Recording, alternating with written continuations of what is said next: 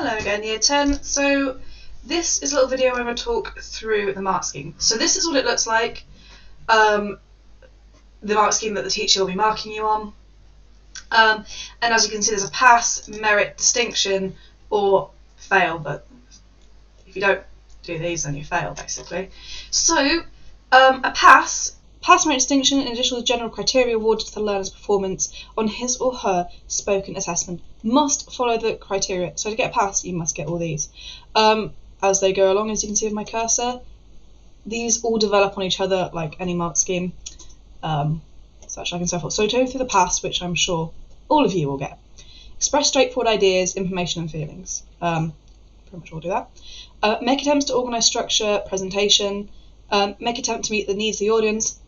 So that's pitching your speech to the correct audience. So if you go into a playgroup and you're trying to give a speech but you're using academic vocabulary, it's not going to go down too well because the kids won't have any idea what you're going on about. And vice versa. Listening to questions and answering feedback. You might have forgotten this, or from the first lesson you will have a question, answer, response. So after you give your speech, you'll be asked a few questions about your speech, and the aim for that is to elaborate, show more depth, detail, understanding, but also respond to the situation. So it shows a bit of your off-the-cuff ability. Merit, a lot of people fall on merit. I think you're all more than able, and getting a distinction. So for merit, you have to express challenging ideas, information, and use a range of feelings and vocabulary. So this is why I said you want your topic to express a range of a challenging idea. If you're doing a very straightforward topic, you might end up here in that section. You don't have to be all in a particular section. So let's say you've got 3 of a merit and 1 of a pass, you're still going to bump over to merit because you need to have the majority in one section. So feelings and emotions. So that's where you want emotive language to come in. And also a range of vocabulary, so using that sophisticated vocabulary. So when we go into dirting your speeches, what you're going to want to do is highlight the basic vocabulary. So if you used words like good, we're really going to upgrade all those words. We'll go through that when you're dirting your work, but it's something you want to be aware of. So when I'm marking these, what I do is on the back of the paper, I have vocabulary listed on one side, and also devices, and I will literally write down your sophisticated vocabulary and the devices you use, so I will rack them up. And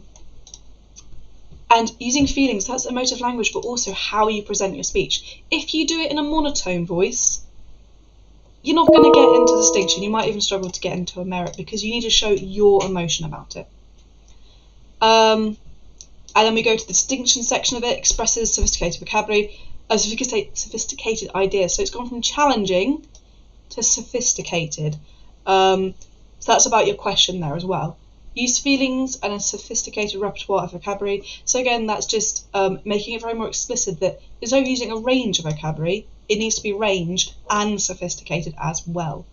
So get out your thesauruses, start looking at synonyms. I struggle to say that word. Synonym. We're going to go with, you know what I mean. And here, so we go back to pass and we're going to keep zigzagging through and show how the levels rack up.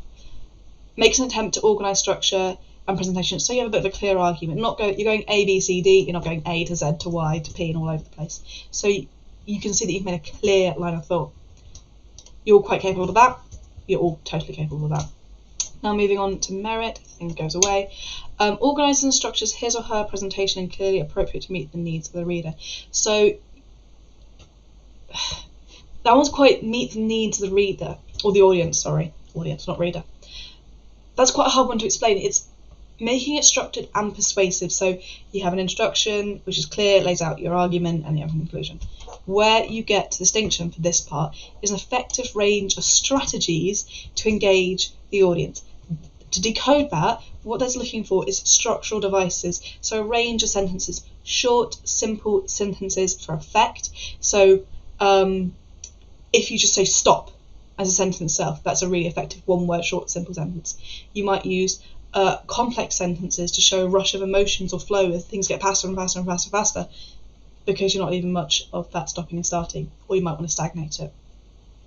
That's the flow of your speech as well. So remember when we talked about organising information, you have that overall main idea, and then you want the paragraphs to link in and flow to each other. So it develops the audience's understanding as you go through it. And a range of punctuation as well, because punctuation affects how you read something. A great example is "How dare you" by Greta Thunberg. It's a short, simple sentence, but also it's a rhetorical question. It's a really powerful example of structural effect. This one's a bit of an ambiguous one. Achieves the purpose of his or her presentation. Actually, I've jumped straight to distinction there, because it's the same in distinction and merit, and the only difference past is a tense. So by meeting the needs and the purpose of his presentation, that is your persuasion. Have you changed the audience's mind about a topic? And that's probably the hardest one to do. That encompasses using pathos, logos, ethos. You can't achieve that one, so the third one in, if you haven't already hit sophisticated vocabulary, change your tone and pitch of your voice and your gesticulation to help you with that, and your language devices, your rhetoric and your structural devices. So it's almost impossible to achieve 3 without 1 and 2. And then this is where there's quite a difference with the last one, so that's where you're responding to feedback. Listens to question and feedback, an appropriate response in a straightforward way. Let's get past. So you're looking at very simple, monosyllabic, short answers, not giving any more depth. So this is where, when you've done deep research on a topic and you haven't used all of it, it comes into play, because the person examining you, I think you can go with 1 prepared question, but the person examining you will ask questions about your speech. So if you only know what you've written in your speech, you're going to struggle to give any more information and depth to it. And then for merit, responding formally and in some detail. So to get anything past a pass, you need to be putting detail in. Here's interesting: listens to question and feedback and responds perceptively, and if appropriate elaborates further the idea and information. So being perceptive, you listen to the subtle nuances of the question. You've listened to the question enough to answer exactly what it's asking you, because I've had students before that they think they know what I'm asking. They've listened to the beginning of what I said and not the latter half, because they're already thinking the answer in their head. They answer the question that I didn't quite ask. Feel free to ask the examiner to repeat the question if you didn't quite hear it. That's fine. And also elaborate, show your own flair and feelings about it. I hope that makes a bit more sense with the mark scheme. It's good to get a good understanding of the mark scheme before you start giving the speech, because then you know what you're up against. I hope this helps.